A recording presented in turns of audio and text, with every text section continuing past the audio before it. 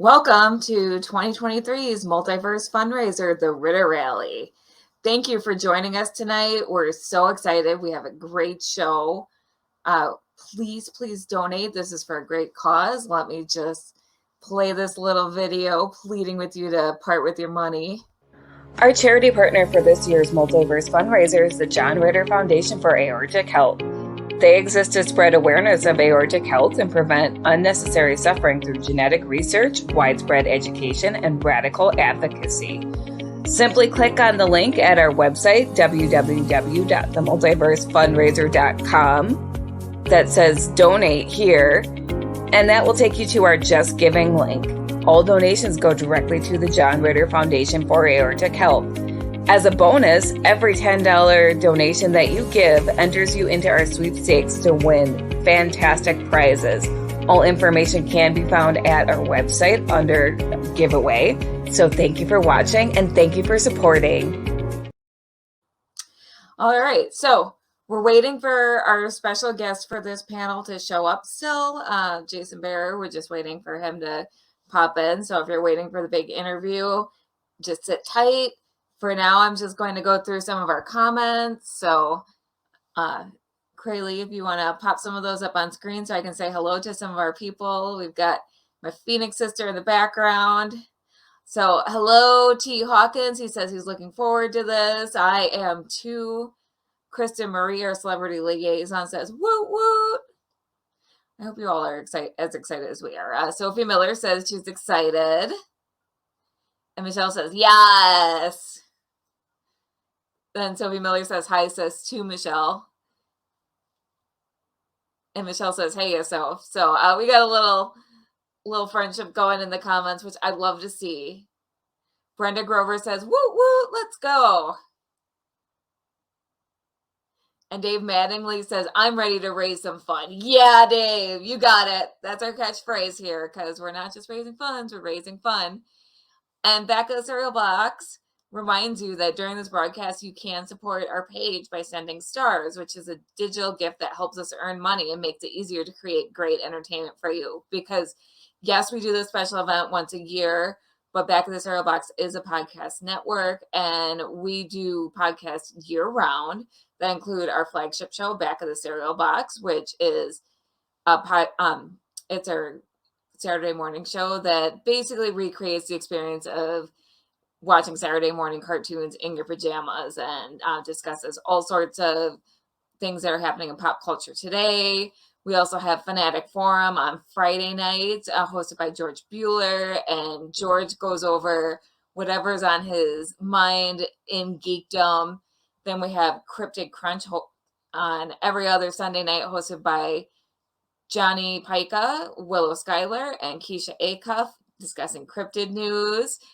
We have Cosplay Cafe, hosted by yours truly, Kelly Guentner, my Phoenix sister, Crayley Vanest, and the very talented Andrea Starnes. And we have we're every other Friday after George's show, and we have a different cosplay guest every episode centered around a theme. Crayley, am I leaving out? Oh, I am leaving out a show, Comic Books, The New Class, which is once a month, and that's hosted by Crayley and Ryan Permisson, and they pick a theme and give you comic recommendations coming from the point of view of two people who have started reading comics in recent years. So it's a little more, if you are unsure of where to start, they give you an idea of where to start. But if you're an old hat, you're probably still going to find some new comics to love. Is that all our shows? I feel like we have so many talented people on the network that... Oh, Ice Cream Queens. How could I forget? The longest running show on the network aside from our... so we have Ice Cream Queens, hosted by the extremely talented DL Memphis. And, oh my gosh, I'm going to forget all the stage names of the lovely ladies. I know their real names. So, but Ice Cream Queens covers horror. That is every other Sunday night as well. And Ice Cream Queens is happening this weekend. It's kind of an after show for the Multiverse FunRaiser. So if you haven't seen Ice Cream Queens, stick around because you are in for a treat. They're amazing. I'm in love with all of them. They're gorgeous ladies. They know their horror. their screen prints, like amazing. So thank you, Sophie. I have Sophie Miller says, love the Crash Down uniform. She has one too. Roswell was one of my earliest fandoms, so I had to represent my Crash Down fandom. Just absolutely love it. Hello, Carl Witzman. Good to see you on here. Brenda Grover is asking if we made our own or bought them somewhere. So I bought this on Amazon. I had made my own several years ago, but unfortunately it doesn't fit anymore because I'm not the same size I was like 6 or 7 years ago. But Amazon actually has really good replicas. I was pretty impressed. The only thing I can say in my review, my unofficial review of the Amazon Crash Down Cafe uniforms is you need to buy your own headpiece because the headpiece they send you is not great. But the uniform itself is great, and you can get the tiara and the antenna separately. It's pretty expensive. Hello, Fred Keir. And Crayley, do you want to hop on so I'm not talking to myself while we wait for Jason? I am happy to hop on. I wasn't originally set to necessarily be a part of this panel, but I've been hovering in the green room, seeing if I was needed or wanted, because Kelly and I have a thing going with Roswell. She made me watch it. That's Kelly's thing, is she takes shows that have been off the air for a while that she likes, and she's like, Crayley, I have to talk about it. I have the same level of feelings I had as when it was airing. So then I end up watching Kelly's shows. Roswell was one of them, and we talked so much about Roswell. So many feelings, because Crayley is a lot younger than me. So I'm like, Crayley, watch this. I'm still trying to get you to watch the reboot so we can talk, but I still talk through all my feelings with Crayley. I'm like, do you mind if I spoil you? We're going to talk about the reboot. I'm going to spoil you. I mean, this show has been around for a while. We have a lot of people complimenting Kelly's cosplay in the comments. I'm not going to put every single one on screen because you all are amazing and so interactive. I love you guys. Right. Thank Suffice you. it to say, I want to make sure that we get to like as many topics as we can. So thank you all. Hello from the Netherlands, Sandra Aranhe. I hope I'm pronouncing that correctly. If I'm not, I apologize. But wow, that's coming from very far. Hi from Boston, Brenda Grover. Oh, I love that we're getting people from all over. That always makes me happy. Sophie Miller says, we became friends through Roswell. I love that. One of my closest friends, my friend Laura, and I bonded over our shared love of Roswell and Superman. Mm-hmm. And Molly Daniels says hi to Keisha and Trevor, who are on our volunteer team, and you'll see Keisha's lovely face at various points throughout the weekend. Molly says she'll be popping in and out making cookies while she listens. Molly, bring me cookies. Yeah, are you making enough to share with the class? Right. Keisha at Acuff Creations says, don't forget to like, share, and support the cause. And we agree. Absolutely. Before I popped in, I made sure to share the event from my Pokeballs by Crayley page. So if you're into Pokemon and want to watch from that channel, you can. And hello, our guest of honor is here. So I'm going to pop out to make more room for the amazing Jason Behr. Jason, I'm so happy to have you here. And that's all I'm going to say. I'm going to go now. Hello, Jason. Hi, welcome. Thank you so much for joining us. Thank you for having me. You need no introduction, but just in case anyone is curious, we're sitting here with Jason Behr as part of the Multiverse FunRaiser. So this is amazing. Yeah, I am so glad you could join us. How are you doing tonight? I'm good. They didn't tell me I had to download a different browser, so I'm a little late. Oh no, I was wondering if something like that happened. StreamYard is touchy. I feel like I should be in the Max wardrobe since you've got that on. You know what? I feel like there was at least a few episodes where Max was wearing the t-shirt. Yeah, I do think Max did. He did like his t-shirts, definitely. The 2000s had a lot of the very basic wardrobe staples, and I'm here for that. I'm still obviously attached to that for some reason. It's a good look. It's a good look. You look great too. Like, my gosh, you haven't aged a day. Oh, thank you. I think I woke up the other day and this was on my face, but yeah, thank you. That's very kind. I mean, that Very nice. happens. It does. It always happens like this around the holidays for me. It's sort of like Movember ends up into like runs into December beard, and then I just sort of like let it stay on my face for a bit. December. I have never heard that, but I love it. You can use it if you like. But truthfully, I think in my heart, I just sort of I'm waiting for them to like make the sequel to Revenant. This time, it's really, really personal. No, really personal. That's the one I'm looking for. I love it. You know what? Hear that, Hollywood? We need a sequel. How are you doing? I'm doing really well. I'm really excited to be here. I forgot to mention at the start of this panel that we're already at $160 donated before we even Amazing. started airing. Amazing. So we opened up our fundraising link when we announced the celebrities. So that it's been open since Thanksgiving, and I'm pretty excited that we've already got some donations coming in. Wonderful, And, wonderful. Yeah, it's a great cause. I'll end up donating myself as well. So. Oh, I appreciate that. That's so wonderful. And that was actually going to be my first question is, Sandra Oranhe says Jason is one of the nicest guys. Hi, Sandra. She's amazing. Aww. She's very kind to me as well. Yeah, you've got a lot of fans out there. Once we put out your announcement, it went everywhere. Mm-hmm. Roswell still has some passionate fans. Not yes, some, we a lot. do. Myself included. Hey, Sophie. So what is your connection to either John Ritter or the John Ritter Foundation? I mean, I grew up watching John. He was one of the most talented physical comedians I've ever seen. Three's Company was something that we watched a lot in my house. And I know Jason a little bit and Melanie a little bit. But they asked me to come on board and do this, and I was like, absolutely. Well, I'm really glad that you did agree because obviously big fan. And whereabouts are you right now? Wisconsin. Oh, okay, not too far from where I'm from. Yeah. What about you? Are you still out in California or? I am. I'm in Los Angeles right now, but I'm from Minnesota, which is just right across the border. Right across the way. Yeah. I gotta say though, it's been unseasonably cold here, and I do miss seeing that snow in Minnesota. I can imagine.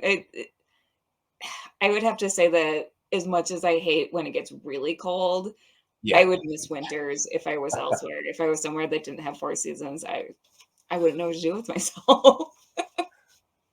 It is weird. When I first moved out here, I'm going to click out of this thing real quick. It's just when I first moved out here around the holidays, I would drive around Southern California looking for like the leaves changing. And I would look for so I could just experience it just a little bit. That's my favorite time of the year is when the leaves change. Yeah, mine too.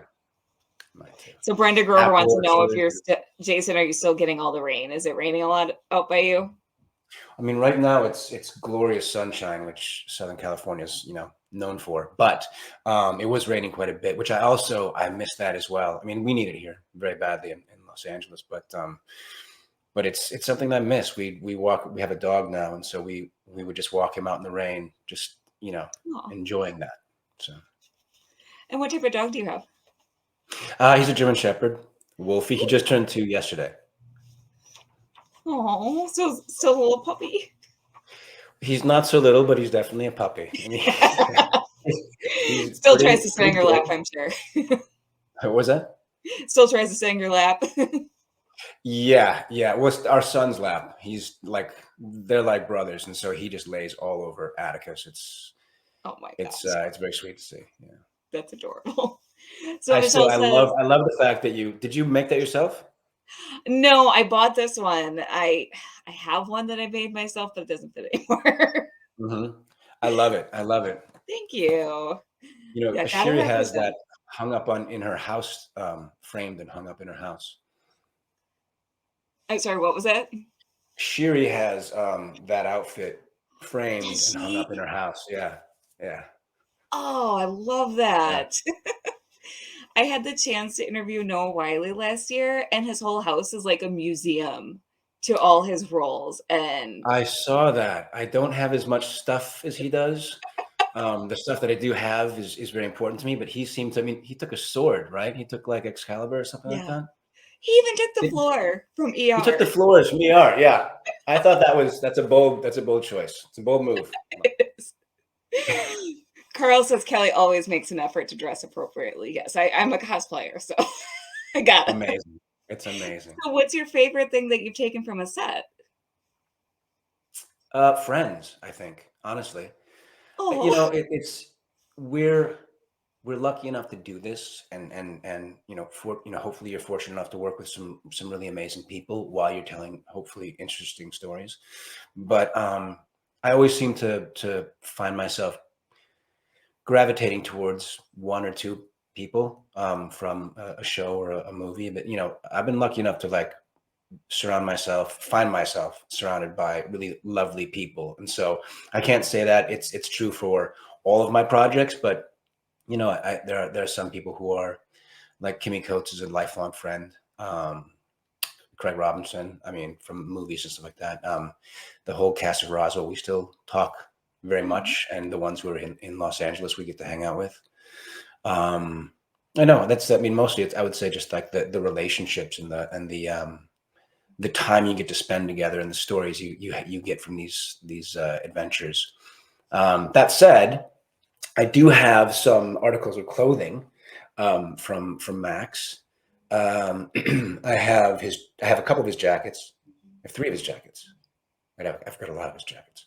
ooh, Um, I've got the brown denim, or I'm sorry, the dark blue denim one. I've got mhm, two of his black leather jackets.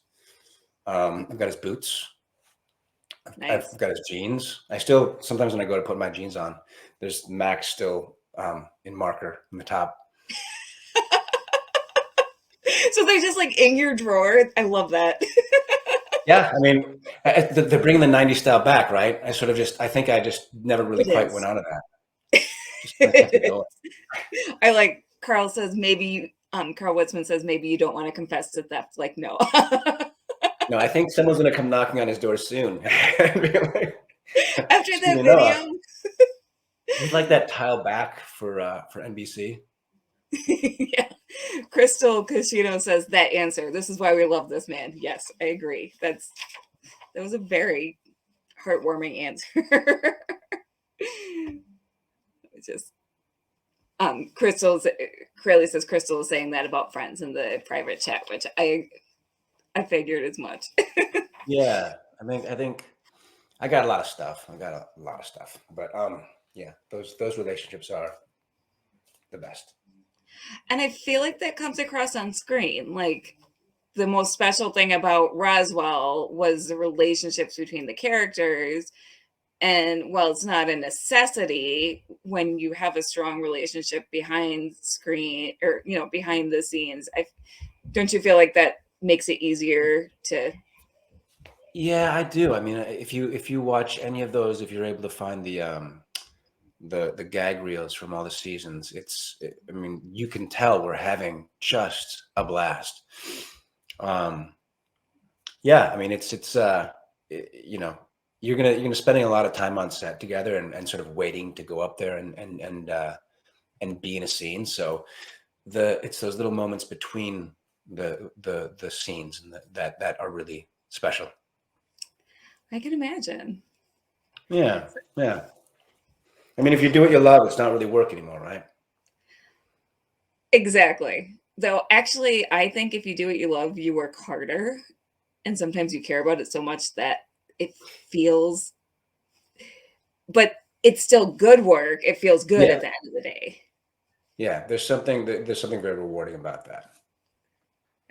So Michelle says it's so cool how connected you are online for the show and relationships between characters to mean so much than to Mhm. know it was ready. So I think she's just saying like the fact that you're so connected with fans online Mm. is really important to the fans, which is wonderful. Do you enjoy interacting with your fans online? assume the answer. I'm a lucky man. We have tremendous fans for Roswell. They're very loyal, and they've been with us since jump.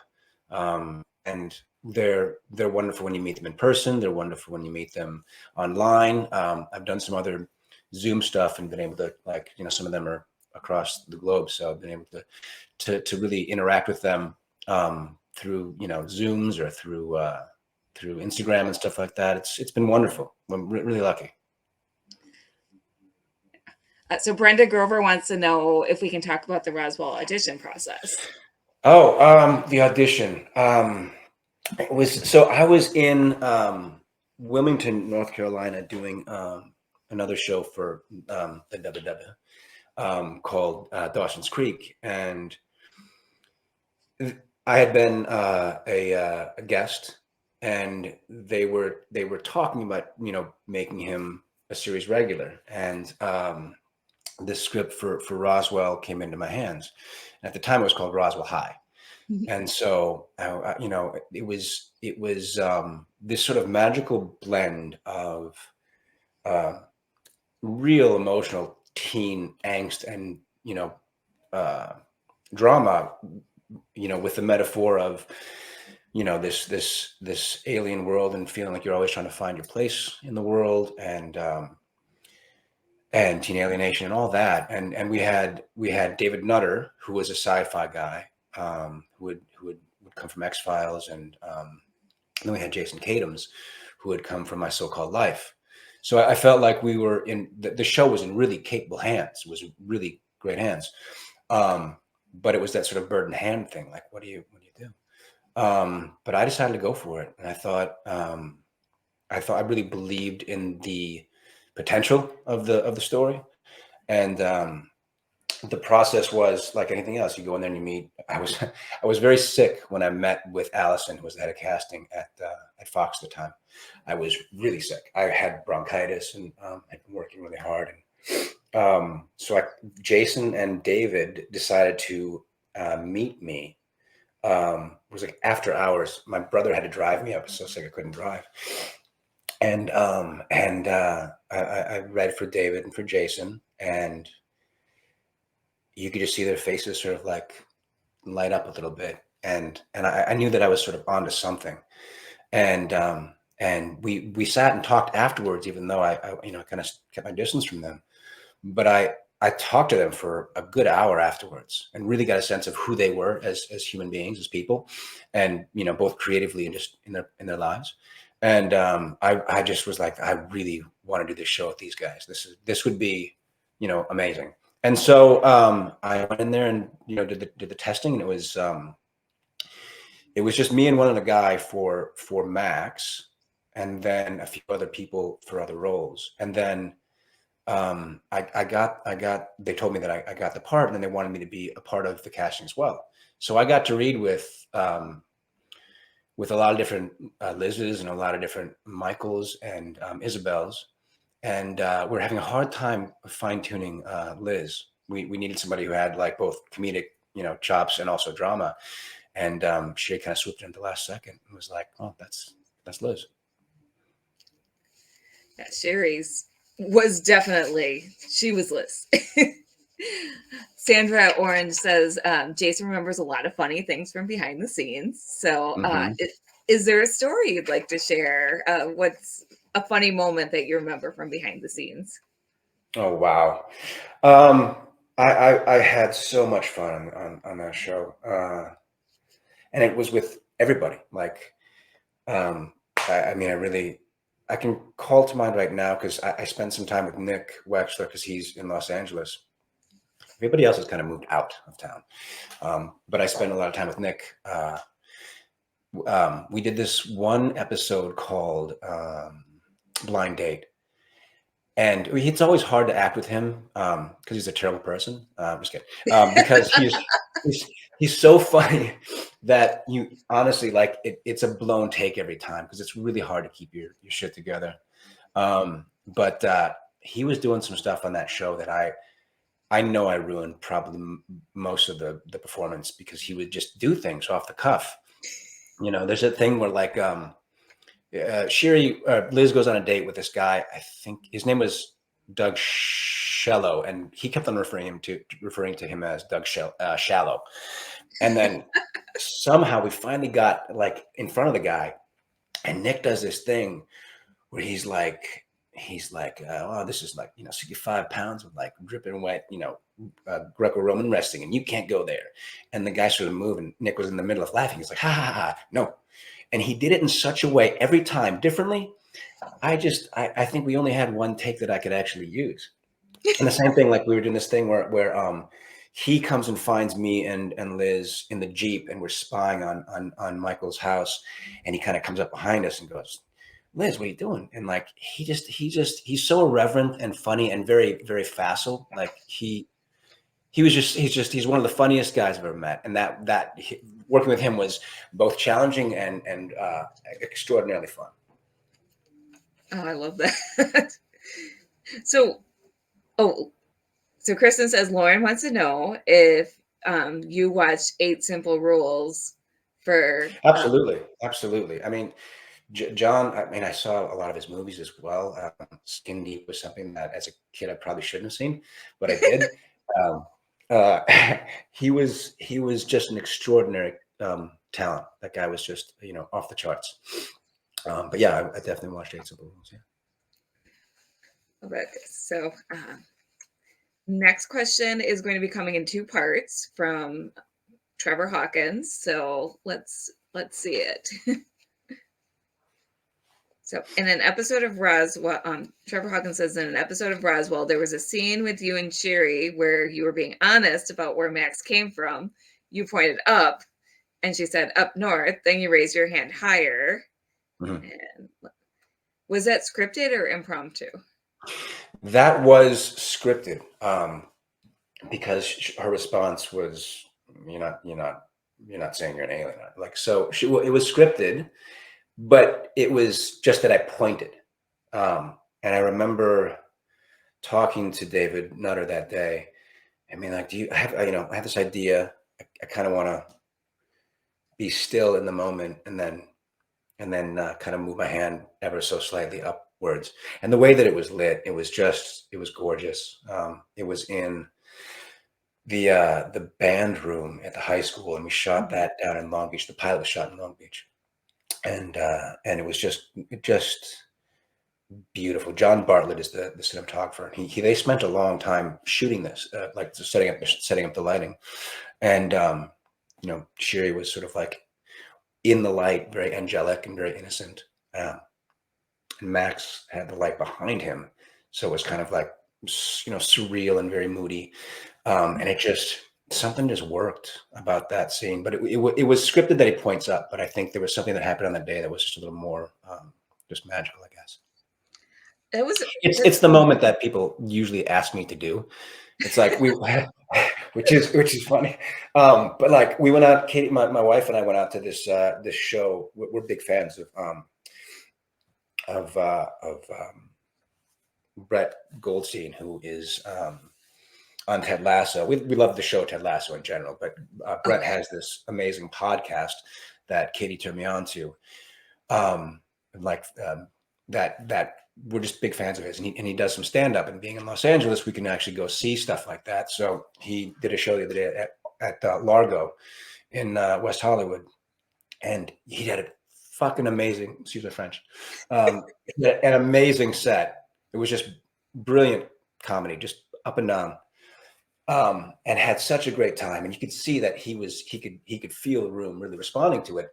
And the very end of it, he was asking questions, and I think the audience was surprised. Oh, we get to ask Brett some questions, and so they had some good ones that were interesting. But then at the very last moment, right before he walks off stage, someone goes, "Can you growl at me?" And don't make the man growl at you. He just like did this amazing set. I don't falter for it because the guy has an amazing growl, but it was kind of like, it's like, you could say, oi or fuck no or something like that. But yeah, the growl was pretty interesting. That's hilarious. But yeah, I don't think I would ever ask anyone to do that. So Sophie It Miller. is a unique thing. I know that like the people from what's the show on HBO? I'm totally brain farting on it right now. Succession. That they're always asked to be. They always ask them to like tell them to fuck off. That's like now that I get. That I understand. That actually sounds like fun. I wouldn't mind if people asked me to do that. Just so Yeah. you all know, if you see me on the street, I will do that for you. Hey, if you ask me, I'll say it to you. If I see Brian Cox again, I'm gonna go up and ask him to tell me to fuck off just because. Yeah, that would be lovely. So Sophie Miller wants to know, what is your favorite Max Evans line? Oh my god. Oof. I don't really know. He had some good ones. He had some good zingers. I think. Gosh, it's hard. I mean, one of them when it's in the pilot, she asks him like, well, why me? And he just looks at her and says, it was you. I think that's a good one. That's one of my favorites too. Yeah. No, actually, one of my favorite lines in the show is not my line. It's Shiri's. She says she's explaining. I think it's also in the pilot. I think she explains. She explains in his eyes. If I wish I could see myself the way he does, and he says in his eyes I'm beautiful, which is Yes, their love story was really well done. Yeah, I mean, I think anybody wishes that they could find somebody who has that. Yes.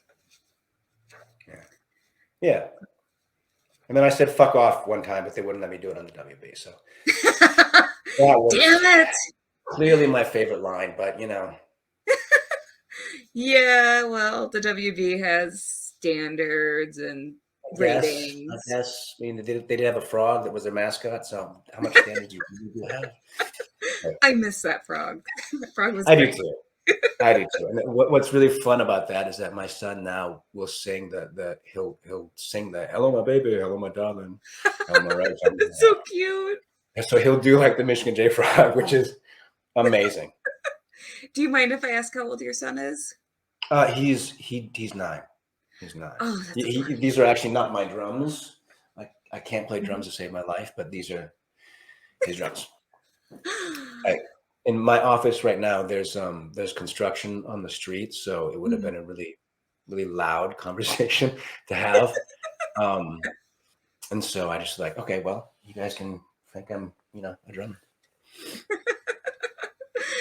Oh, my kids are a little older than yours, but mine are both preteens now. So. How old? They are 11, and my daughter's turning 13 in a week. Oh, wow. Did you have them when you were 8? Like, how does that work? You look incredibly young. You are too sweet. Oh my gosh. No, I'm 40. I'm 41. Well, you wear it well, and it's not just the outfit. Bless you. I'm blushing now. So before I get too flustered, Trevor Hawkins wants to know, how is it working on the Buffy episode? Which I actually wanted to ask that too, because that's one of my favorite episodes. Oh, thank you. That was my first real meaty stuff to do in network television. I'd had some small roles here and there, and this was like a really cool arc. And I had known Sarah for years beforehand, just because we had a mutual friend, and so I knew her, and I thought, oh great, I'll be able to play with my friend, and it was just one of those things where I was there like early in the morning, and I was there really late at night, and I was there for like 2 weeks. And I loved every second of it. It was just so much fun. It was really a sort of like pull behind the curtain kind of thing for me, because I did watch Buffy. I was a fan, and just to know like, oh, Okay, that's how they do the plates. You stand in there, you act like you're going to stake something, you freeze, and then they skedaddle out of there. They Scooby-Doo out of there, and then you continue on the scene. And so, and that was just, it was just a lot of fun. It was also like, just so much learning on set with that. And it was also fun because it was that fine line of like, there's humor to it. There's a lot of like, biting humor to it. No pun intended. But I love it. but there's also some serious drama to it. It was just so much fun. And like, it's interesting about those shows on the WB that at that time they had a lot of like talented people come through there. Yes. A lot of people have done Buffy and have gone on to do some really amazing things. And a lot of people with Dawson's Creek too, because I went from Buffy. I kind of like sort of like ran through all their shows at the WB, because after that I went to Seventh Heaven. Yep.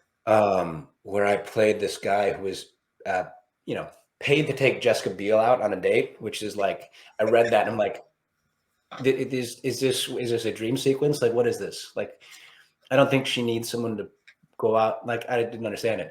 I'm like, okay, sure, I'll do that. But so I did Seventh Heaven after that, and then after Seventh Heaven, I went on to do Dawson's Creek. And the guy who directed my very first episode, I believe it was called The All Nighter, where I was working with pretty much the entire cast. They came over to the guy that I played a character named Chris Wolf, who's actually apparently like a real dude, but like it was written after a real guy. And the guy who directed that was David Semmel, and David Semmel was like, which Buffy did you do? And I was like, I told him, lie to me, and he was like, I fucking love that one. That's like such a great episode. And I'm sorry, am I allowed to curse on this? Because I'm really having a hard time. It's okay. I should have probably asked that beforehand. It's but fine. If you have like just a second delay, you can bleep me out. We're live, honey. We're live. So It's all good. It wouldn't be the first time I swore on live TV. You know what? We had Kim Rhodes as a guest last year, so you haven't beat Kim Rhodes' F-bomb meter yet. Okay. So I don't feel that bad. But so David Semmel, it was like he just loved the show or loved that episode, and then, which is really cool because David then went on to direct a couple more of the Dawsons, and then came over to Roswell and directed a few of those. So He's it's just so again, talented. Semmel's amazing. Yeah. So I just have to interject a couple statements. So first of all, if you're listening to the audio only, just know that we've put lots of comments on screen of people saying how much Jason means to them, how much they love his work, because Jason, you do mean a lot to a lot of people, and your work has impacted so many. And I also want to remind people, if you're just tuning in, this is part of the Multiverse FunRaiser. This is our first panel. I'm Kelly Guentner, and I'm interviewing Jason Behr from Roswell, Supergirl, and so many other shows and movies, of course. And we are raising money for the John Ritter Foundation for Aortic Health. Stick around. I'll have a little blurb talking more about that and how important that cause is and how you can donate. Of course, you could also look at the bottom and there's a link to donate. So Michelle says, so happy to see you on Supergirl. What was it like being a hero in the DC universe? It was really wonderful. I was a huge, Superman fan when I was a kid. I was the kid running around his living room with the red towel around his neck and jumping off of things that he shouldn't have been jumping off of, and have a few marks to prove that right here. But it was a lot of fun, and Melissa is she's so talented, but she's also just a good person. And she had just had her son, and so there's a little bit of a delay. They started shooting the season before we got there, but it was an interesting time because it was like right during the heat of the pandemic, and I got into Canada a couple of days before they shut down the borders again. So I almost wasn't able to play Zor-El because it was like I legit just got in, and then they were like, nope, nobody else can come in. And I wasn't able to leave either because of COVID. So, and I was like in the hotel. They had the quarantine for 2 weeks. People called me on my phone, like, "Are you in there?" And so, yeah. But I also, once I was able to leave the apartment, I was really conservative about it. I didn't want to be that guy who brought COVID to the set, to Supergirl, who is the person I'm working with the most, and for certainly not to her, her young son. So I was just like, okay, I'm gonna just kind of just really play it safe. But and most of my scenes were just with Melissa, and it was she's such a wonderful person. It was great to play in the DC universe. I mean, like, one of those things, like, I actually got to have a super suit, made for me, and got to do a little flying around and, do some super stuff. Did you get to keep the super suit? That I'm not going to say because I don't want anybody to. You're not at liberty to say. No. They were like, oh, no. We're going to wait until you place this in our hands when you leave. Because you never know. You never know. That DC world is definitely ongoing, and you never know who ends up showing up where. So, well, it's very exciting to see you playing a different kind of heroic alien. And for me, as both a DC fan and a Roswell fan, I was like, yes. It was cool. It was really cool because, like, one of the other things that was really fun about doing Roswell was you got to do a lot of stunts and sort of fantastical things. And one of my favorite moments on that show, there are so many, but a moment that is recalled to mind right now is there was a scene where Liz and Max go up and it was red for a reason, hang glider. And he sort of uses his powers to get the air going. And we shot this over at there's a dam in Los Angeles that we were on, and we had a giant crane hooked up to this hang glider. We're all strapped in very safely. But like the very first time they did it, they're like, "And action," you kind of do your thing. And then slowly this thing lifts you up like that and then brings you over the edge. And you're just like, holy shit. And it's so cool. Like, smile across the face. And like, it was just one of those really cool moments because it feels like you're flying. And then to be able to do that on Supergirl was also very sweet. A little bit different, not as exciting, but very sweet. That's awesome. And I really, here we go. So I really like seeing you show up in the reboot because it was kind of like you were passing the torch. So how did you come about connecting with your role on the reboot? Did they just call you up and ask you? How did you feel about that? Well, I met Karina, who was the showrunner and creator of Roswell, New Mexico, at another very close friend of mine, Julie Pleck, who I've known for, for a long time, 24 years, maybe, I guess, I think it is now, just about. She was on Dawson's Creek. And when I showed up there, it was me and this other fellow named Greg Berlanti. I don't know if you've heard of him, but he's a little bit. I worry about that guy. I hope he makes it. But so it was his first episode of network television was the show that he wrote, the All-Nighter. And so it was me and Greg and Julie was there, and we just really, and Mike White was also there as well. We just all really hit it off. And so I'm saying all that because what was the question you asked me about? Oh, just basically how you got involved with the Roswell reboot. So I went to a birthday party, and I was like, there are breadcrumbs here. I'm just not following. But so I went to Julie's birthday party, and I met Karina, and she was amazing, and she was just this this bright light, and just out of nowhere, they were like, well, we were thinking about possibly having you come on board, as the first of hopefully many of the old cast returning.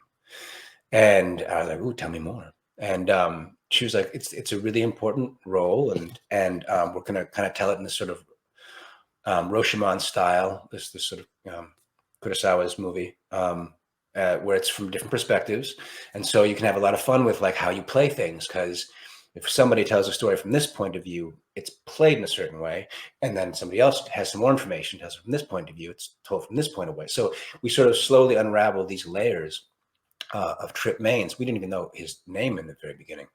So I just thought, oh, that's really interesting. And what a unique situation to be in, a position to be in, where, I've sort of got one, foot in the past with Roswell, and then I'm extending my hand this way for Roswell, New Mexico. It just felt really apropos. I mean, they're two very, very different shows. Yes. And yet they still they share the same DNA. And so it just felt like what a wonderful opportunity to bridge those two worlds together. And for me to be able to do that, I just felt really honored. Sophie Miller says, love seeing your portrayal of Trip. I agree. Thank you, Soph. Thank you.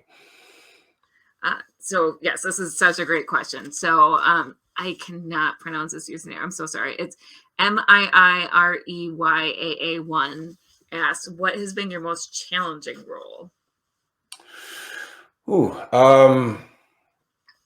It's kind of I guess that's a two-parter.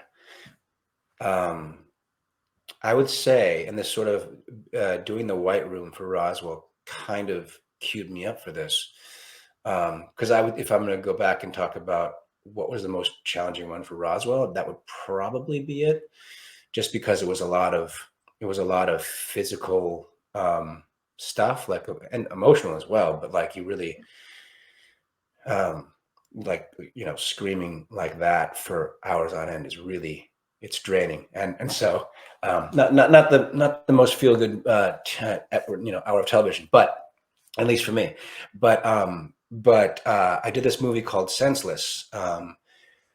There's a book by the same name that came out right around when 9/11 happened, and so it was critically acclaimed, but not many people watched it. The subject matter was pretty dark, and nobody needed that at the time. But I read it, and it's a really provocative piece. Stona Finch is the guy who wrote it, and he wrote in the style of Chuck Palahniuk, who did Choke or Fight Club. So it's really, again, not really super feel good stuff. But the guy that I played, Elliot Gast,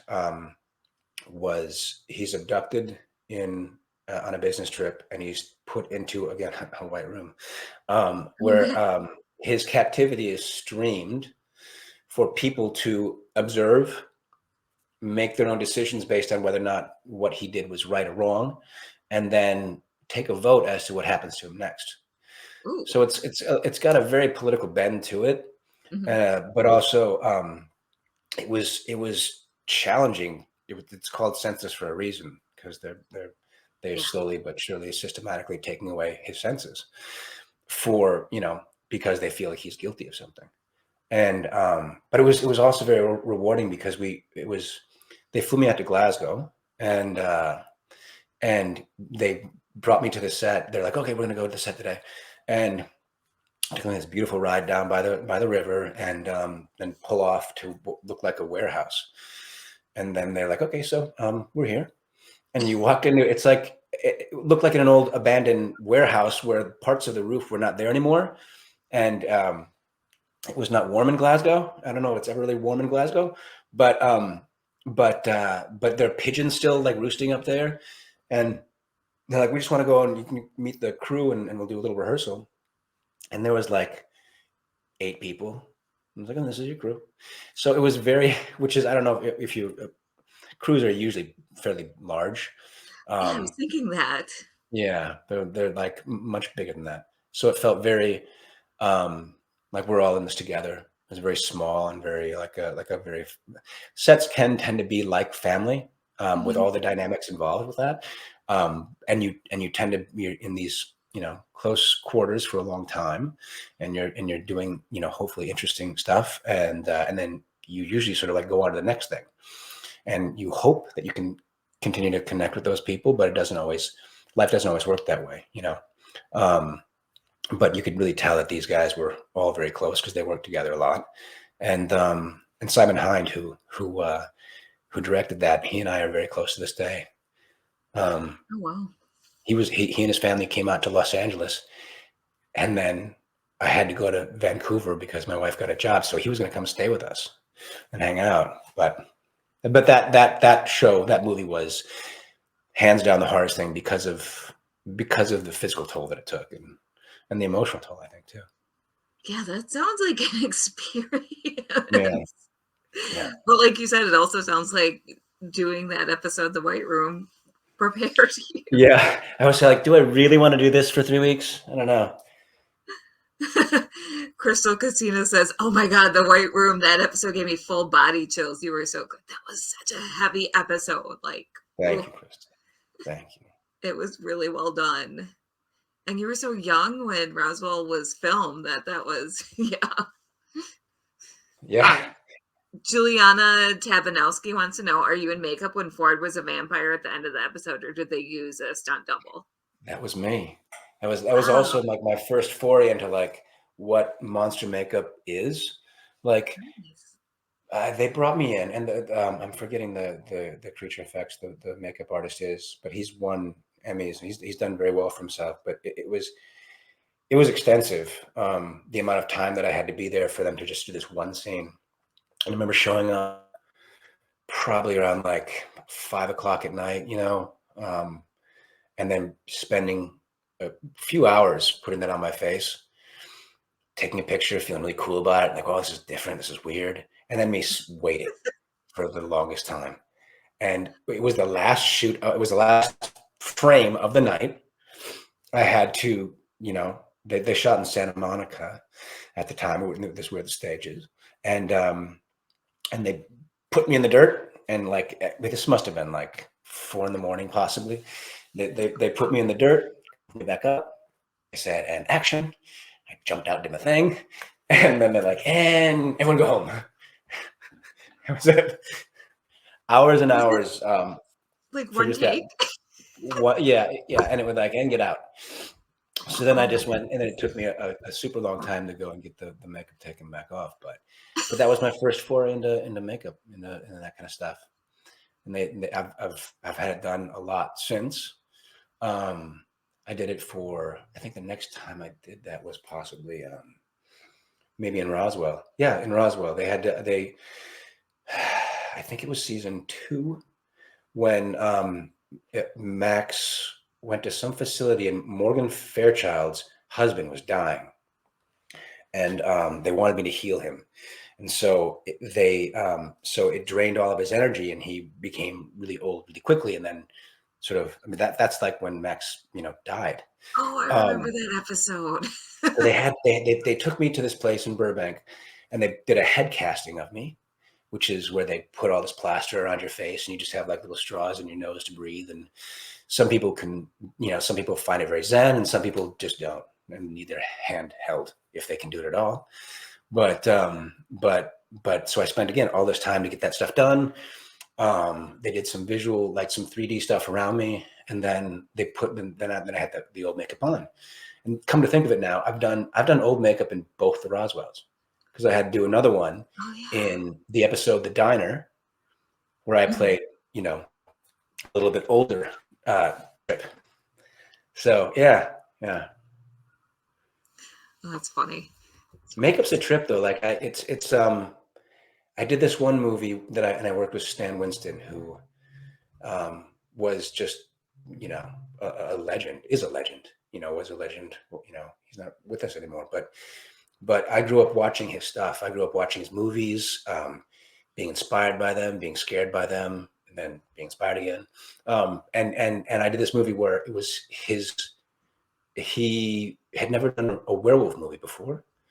And he had told me these stories about how he got into the whole monster makeup because of werewolves. And so, that was one of the primary reasons why I even took the job, because I'm going to be working with one of, you know, my heroes, this legend, Stan Winston. And the first time we did the makeup on it, it took them about 6 hours to do it the very first time. Yeah. They whittled it down to about 3 hours by the time we were, in it a lot. That's impressive. Yeah, no, they just slowly but surely, cut away all the stuff that is not needed, or just get better at doing it. And I just remember, like, one of those things was I'm in the chair, and, you get there at about 3 a.m, and then they start going after you. And I just remember looking up, like peeking at him, at Stan Winston, just ear to ear grin, like doing the makeup on me like he's a 10-year-old. It was just a really sweet moment. I love that. So we have time for one last question before we bring in the next panel. So what's your next project? I mean, right now it's interesting about being an actor during this time. I haven't seen the inside of I haven't met a director in person for the longest time. I haven't done an in-person meeting with anybody. So it's all this sort of like weird, lights. Like my kitty went and did a self-tape the other day, and there's like a black curtain standing here. And so, yeah, that's what I've been doing lately. Makes sense. Yeah, but in my free time, because of that, I've been doing a lot of writing and all that kind of stuff. So sort of to express myself in that way. So what type of writing? I've got a few things. I have a movie that I've been working on that is sort of a coming of age story that is